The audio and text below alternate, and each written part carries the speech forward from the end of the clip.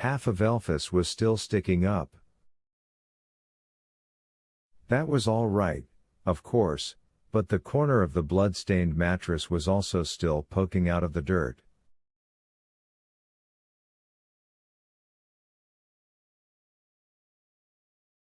"Help me," I said. "Do we have enough time, Papa?" He sounded only mildly interested.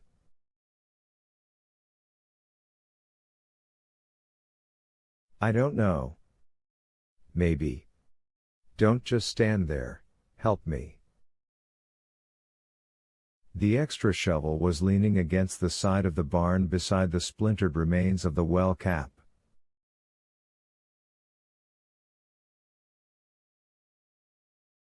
Henry grabbed it, and we began shoveling dirt and rocks out of the back of the truck as fast as ever we could.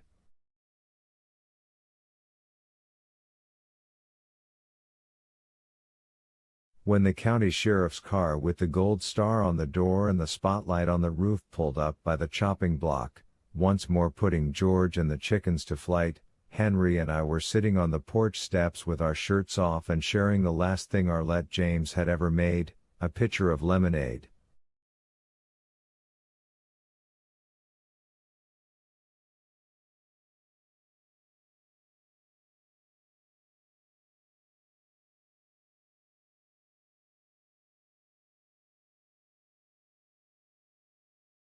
Sheriff Jones got out, hitched up his belt, took off his Stetson, brushed back his graying hair, and resettled his hat along the line where the white skin of his brow ended and coppery red took over.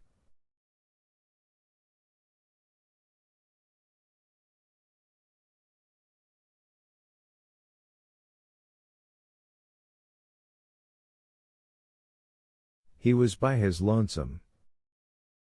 I took that as a good sign. "Good day, gents." He took in our bare chests, dirty hands, and sweaty faces.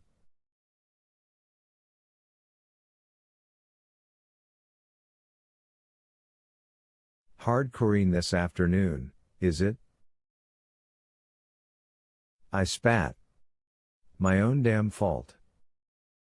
"Is that so?" "One of our cows fell in the old livestock well," Henry said. Jones asked again, "Is that so?" "It is," I said. "Would you want a glass of lemonade, Sheriff?" "It's Arlette's." "Arlette's, is it?" "She decided to come back, did she?" "No," I said. "She took her favorite clothes but left the lemonade. Have some?" "I will. But first I need to use your privy. Since I turned 55 or so, seems like I have to wee on every bush."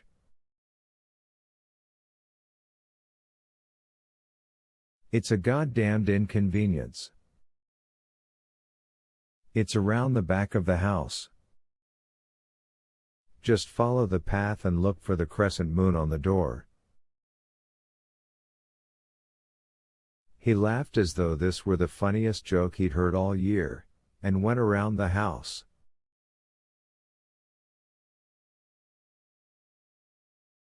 Would he pause on his way to look in the windows? He would if he was any good at his job, and I'd heard he was. At least in his younger days. "Papa," Henry said. He spoke in a low voice. I looked at him. "If he finds out, we can't do anything else." "I can lie, but there can't be any more killing."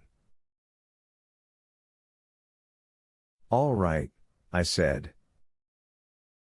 That was a short conversation, but one I have pondered often in the 8 years since.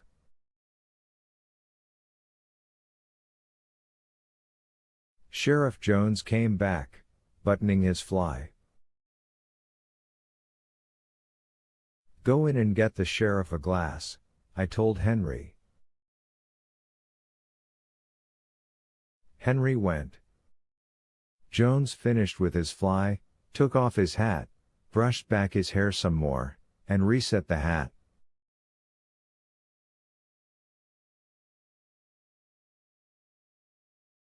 His badge glittered in the early afternoon sun. The gun on his hip was a big one, and although Jones was too old to have been in the Great War, the holster looked like AIF property.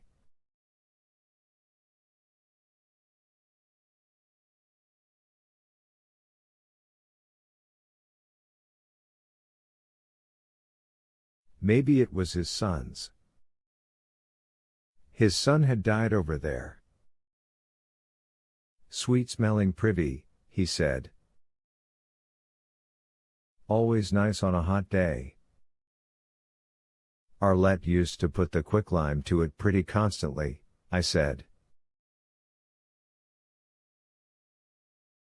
I'll try to keep up the practice if she stays away. Come on up to the porch and we'll sit in the shade.